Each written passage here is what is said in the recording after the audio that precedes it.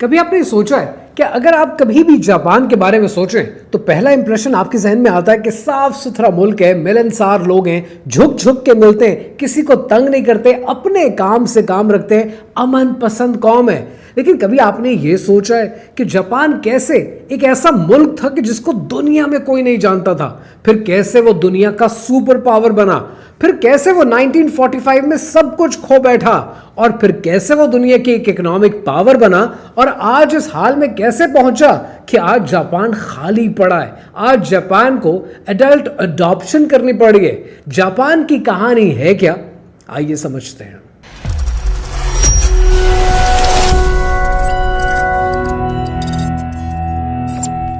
ये कहानी शुरू होती है सन 1603 में, क्योंकि सन 1603 से लेकर 1868 तक जापान के अंदर फ्यूडलिज्म था। ये जो आज आप मार्शल आर्ट्स देखते हैं, सैमुराई की मूवीज देखते हैं, द लास्ट सैमुराई देखते हैं, ये सब जापान के इस 250 साल की पैदावार है कि जब जापान में छोटी छोटी रियासतें हुआ करती थी, जापान की इकोनॉमी एग्रेरियन थी, एग्रीकल्चर पे चला करती थी, और इन छोटी रियासतों को, इन शोगनाट्स को मिलाकर एक बड़ा शोगनाट बना। और इस शोगनाट के अंदर सिर्फ दो चीजें अहम थी। जापान एक एग्रीकल्चरल कंट्री था और जापान एक मिलिट्री पावर था। सारी रियासतों की पावर एक सेंट्रलाइज्ड पावर में कन्वर्ट हो जाती थी। लेकिन फिर 1868 में जापान ने एक मुश्किल फैसला किया। जापान ने अपने बादशाह बदले और मुत्सुहितो ने इक्तदार संभाला। मुत्सुहितो का एक ही मिशन था कि नंबर 1, ये जो मेजी खानदान है ये पनपे, ये आगे बढ़े और जापान के अंदर इंडस्ट्रियल रेवोल्यूशन लेकर आया जाए, जापान को इंडस्ट्रियल ताकत बनाकर एक दुनिया की बहुत बड़ी ताकत बनाया जाए। 1868 में शुरू होने वाला मुत्सुहितो का ये प्लान आज भी कायम है और आज भी जापान मेजी फैमिली के ज़ेरे असर है। मुत्सुहितो ने सबसे पहला काम यह किया कि उसने इंडस्ट्रियलाइजेशन के लिए दुनिया के मुख्तलिफ ममालिक से राब्ते किए, मुख्तलिफ रियासतों को देखा और अपने मुल्क को इंडस्ट्रियलाइज बनाने की कोशिश की। जापान 1904 तक एक लीडिंग इंडस्ट्रियल कंट्री बन चुका था। लेकिन जब भी कोई मुल्क एग्रीकल्चर को छोड़कर इंडस्ट्रियलाइज्ड होने की कोशिश करता है और इंडस्ट्रियलाइजेशन में दुनिया में नाम कमाने की कोशिश करता है, उससे रॉ मटेरियल चाहिए होता है। और चूंकि ये वो दौर था कि जब ब्रिटिशर्स इंडिया आए, दुनिया जहां में इंपीरियलिज्म थी, तो जापान ने भी अपनी इंपीरियलिज्म का इस्तेमाल किया और मुख्तलिफ इलाकों पर कब्जे करने शुरू किए। 1904 और 1905 के बीच में जापान और रशिया ने एक जंग लड़ी और जापानी इतने तेज मिलिट्री में इतनी पावर रखते थे कि उन्होंने रशिया को हरा दिया। और इसी दौर के अंदर 1910 आते आते कोरिया पे कब्जा कर लिया, चाइना की मंचूरियन रियासतों के ऊपर हमला किया, उनके सूबों को अपने साथ मिलाने की कोशिश की और उनसे आयरन, रबर, जो कुछ वो हासिल कर सकते थे वो हासिल करना शुरू किया। अब यहां पर समझने वाली बात यह है कि सन 1910 और 1912 तक इस दुनिया में 5 बड़ी ताकतें थी: यूनाइटेड स्टेट्स, यूनाइटेड किंगडम यानी ग्रेट ब्रिटेन, फ्रांस, जर्मनी और जापान। और इसी दौर को आगे बढ़ाते हुए जापान ने अपनी इंपीरियलिज्म जारी रखी। जापान को सेकेंड वर्ल्ड वॉर में कोई दिलचस्पी नहीं थी। उसकी दिलचस्पी सिर्फ इस चीज में थी कि उसकी मशीनें चलती रहें, उससे एक्सपोर्ट के ऑर्डर्स मिलते रहें। और जापान ने फैसला किया कि चाइना के अंदर मजीद एक्सपेंशन करने की जरूरत है। और मैं बात कर रहा हूं 1937 की, क्योंकि 1937 तक जापान को शिद्दत से आयरन और कोल की जरूरत पड़ी और उसकी इस कमी को चाइना की रियासतें पूरा कर सकती थी। जापान ने निनजियांग के अंदर कब्जा करने की कोशिश की और फिर 1937 का निनजियांग मैसाकर हुआ। इतने लाखों औरतें मारी गईं, बच्चे मारे गए, औरतों की इस्मत लूटी गई, लेकिन जापान अपने काम से बाज नहीं आया। जापानी फौज को पूरी दुनिया में जालिमाना फौज के तौर पर जाना जाता था। 1939 तक यूनाइटेड स्टेट्स जापान को ऑयल एक्सपोर्ट करता था और जापान अपनी 80% ऑयल की इंपोर्ट सिर्फ यूनाइटेड स्टेट्स से करता था। लेकिन अमेरिका को बिल्कुल पसंद नहीं था कि जापान चाइना में एक्सपैंड करे और चाइना में उसकी इस एक्सपेंशन को रोकने की कोशिश भी की, लेकिन जापान बाज नहीं आया। अमेरिका ने उसको धमकी दी कि हम अपना ट्रीटी खत्म कर देंगे, तेल बेचना बंद कर देंगे। जापान फिर भी बाज नहीं आया और फिर 1939 में अमेरिका ने ट्रीटी कैंसिल कर दिया, जापान को तेल बेचना बंद कर दिया। अब जापान के पास सिर्फ 18 महीने का तेल बाकी था। जापान जख्मी था और इन जख्मों का बदला लेना चाहता था। और फिर आपने ये देखा कि दिसंबर 1941 में पर्ल हार्बर का वाकया हुआ, जिसमें अमेरिका को जापानी फौज के हाथों भारी नुकसान हुआ, और उसके बदले में 1945 में जापान के 2 शहर हिरोशिमा और नागासाकी पर एटम बम चलाए गए। जापान तबाहो बर्बाद हो गए। 1945 के एटमी धमाके जापान के टोटल फॉल में बदल गए। जापान की इकोनॉमी तबाह हो गई, लोग भूख से मरने लगे, हाइपर इन्फ्लेशन आ गई। 1945 से लेकर 1952 तक जापान ने पैसिफिस्ट कॉन्स्टिट्यूशन अपनाया, आर्टिकल 9 के तहत अपनी फौज खत्म कर दी, अपनी इकोनॉमी पर फोकस करने की कोशिश की, और जनरल डगलस आर्थर ने जापान की एक कमांड संभाली।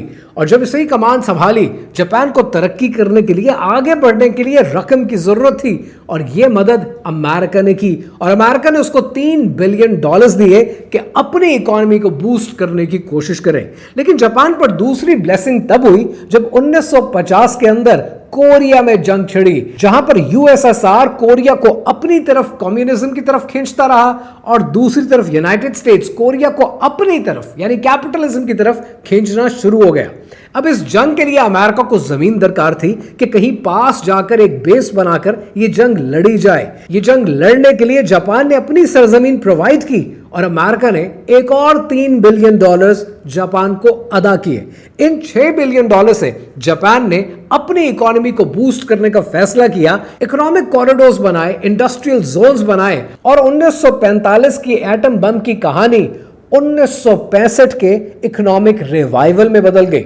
जापान में 1965 के अंदर ओलंपिक्स हुए, और ओलंपिक से पहले जापान ने दुनिया को बुलेट ट्रेन दिखा दी। 70 की दिहाई में जापान को इकोनॉमिक मिरेकल कहा जाने लगा, और 80 की दिहाई में जापान की इकोनॉमी दुनिया की दूसरी बड़ी इकोनॉमी बन गई। Japan is a perfect example of a poster child of the United states. लेकिन उसके बाद जापान में वही हुआ जो हर मुतमद्दन कौम में होता है, कुछ ऐसी बुराइयां पैदा होती हैं जिससे बाहर निकलना बड़ा मुश्किल होता है। जापान ने पहला फैसला किया कि फौज तो हमारे पास है भी नहीं, तो हम मरना नहीं चाहते, हमें जिंदगी से प्यार है। दूसरा फैसला जापानियों ने यह किया कि हमें बच्चे नहीं पैदा करने, बच्चे पैदा करने का मतलब है टेंशन लेना, बच्चों को पालना, उनकी तरबियत करना, यह हमारे लिए बहुत मुश्किल है। और तीसरा फैसला यह किया कि चूंकि हमारी अब इकोनॉमी बेहतर है, तो जहां जरूरत पड़ेगी हम कर्ज लेंगे और अपनी जिंदगी अच्छी गुजारना शुरू कर देंगे। जापान में low maintenance girlfriends, robotic wives, इस तरह के कॉन्सेप्ट्स कॉमन हो गए। जापान की आबादी बढ़ने की बजाय घटना शुरू हो गई, और फिर 1990 की वो दिहाई आई जिसको जापान में लॉस्ट डेकेड कहते हैं, कि जब एसेट बबल बर्स्ट हो गया, डिफ्लेशन हर तरफ छा गई, और इकोनॉमी स्टैग्नेंट हो गई। जापान की हुकूमत को यह समझ में आ गया कि लेबर बहुत बड़ा फैक्टर ऑफ प्रोडक्शन होता है, और अगर हमारी लेबर ही कम हो जाएगी तो हम दुनिया में सरवाइव नहीं कर पाएंगे। जापान की पॉपुलेशन हिस्ट्री में सबसे ज्यादा 2008 में गई है, कि जब उनकी आबादी 12 करोड़ हो गई, और उसके बाद से वो डिक्लाइनिंग कर्व है कि अब ये इरिवर्सिबल है, अब ये आबादी कभी नहीं बढ़ सकती। 1990s में अपने आने वाले लेबर शॉर्टेज के प्रॉब्लम्स को हल करने के लिए जापान ने technical intern training programme TITP launch किया, और specified skilled workers programme launch किया। 2025 आते आते आज Japan specified skilled worker programme के तहत 8,20,000 लोगों को जापान में लाकर आबाद करने वाला है। जापानीज प्राइम मिनिस्टर ने रिसेंटली कहा है कि आज जापान की सोसाइटी को यह सीखना पड़ेगा कि मुख्तलिफ कल्चर्स के साथ को एग्जिस्ट कैसे करते हैं। लेकिन जापानियों की अगर आप तारीख उठाकर देखें, ये अपने कल्चर पे बहुत प्राइड फील करते हैं, और ये अपने कल्चर को कभी भी बदलता हुआ नहीं देखना चाहते। जापान ने इसी साल अफ्रीकन होम टाउन के नाम से एक प्रोग्राम लॉन्च किया, कि जिसमें कल्चरल एक्सचेंज होगा, अफ्रीकी ममालिक से लोग आएंगे, कुछ अर्सा जापान में गुजारेंगे, एक दूसरे के कल्चर से हम सीखेंगे। लेकिन बहुत से लोगों ने इस पर्टिकुलर अफ्रीकन होम टाउन की पॉलिसी को कुछ और ही रंग दे दिया। जापान में एक नई पॉलिटिकल पार्टी उभरी कि जिसका नाम था जापान फर्स्ट, और उसका मतलब ये था कि जापान में कोई इमिग्रेशन ना हो, जापान में नए लोग ना आए। जापान आज देखने में नहीं लगता है, लेकिन आज जापानीज दुनिया के मुख्तलिफ कल्चर्स को अपने मुल्क में आकर आबाद होने के अमल को पसंद नहीं करते। आज जापान की पॉपुलेशन में फॉरेनर्स बहुत ज्यादा नहीं है, सिर्फ 2.5% है, और ये फॉरेनर्स ज्यादातर चाइना से हैं, कोरिया से हैं, ताइवान से हैं और वियतनाम से हैं। But Japanese don't like them at all. और मजीद जलती पर तेल का काम इलॉन मस्क की ट्वीट्स ने किया, जिसने जापानीज कल्चर को प्रमोट करने और इमिग्रेशन को दबाने की हत्तुल इम्कान कोशिश की। पर जापानीज क्या अपने इस कल्चर को बदल पाएंगे? क्या जापान इमिग्रेशन के नाम पर दुनिया की मुख्तलिफ नेशनैलिटीज को अपने मुल्क में और अपने कल्चर में जगह दे पाएगा? Time will tell.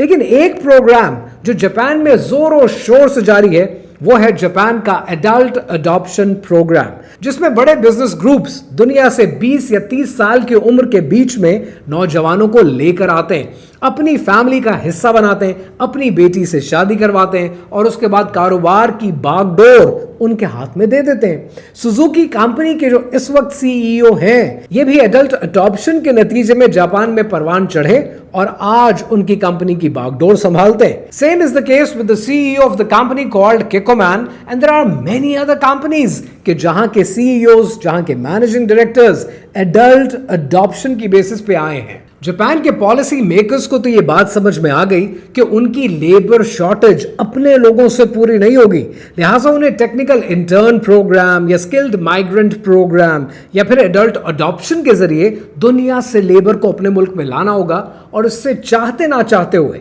जापान का कल्चर बदलेगा। अब ये आपके ऊपर है कि आप जापान किसी टेक्निकल प्रोग्राम में जाते हैं या किसी स्किल्ड वर्कर के तहत जाते हैं और स्किल्ड वर्कर बन के जाते हैं, या फिर एडल्ट अडॉप्शन करके जाते हैं और किसी की कंपनी और उनके घर की बागडोर संभाल लेते हैं। The future that I see is very bright. कि मजा आएगा सुनकर और देखकर कि पाकिस्तान से लोग रिश्ता लेकर जापान जा रहे होंगे और जापान से लोग रिश्ता लेने के लिए पाकिस्तान आ रहे होंगे। It would be a future worth watching. मेरे साथ रहने वालों, मेरे बाद आने वालों, मेरे दौर का ये तोहफा तुम्हें साजगार आए। कभी तुम खला से गुजरो किसी सीम तन की खातिर, कभी तुमको दिल में रखकर कोई गुल अजार आए।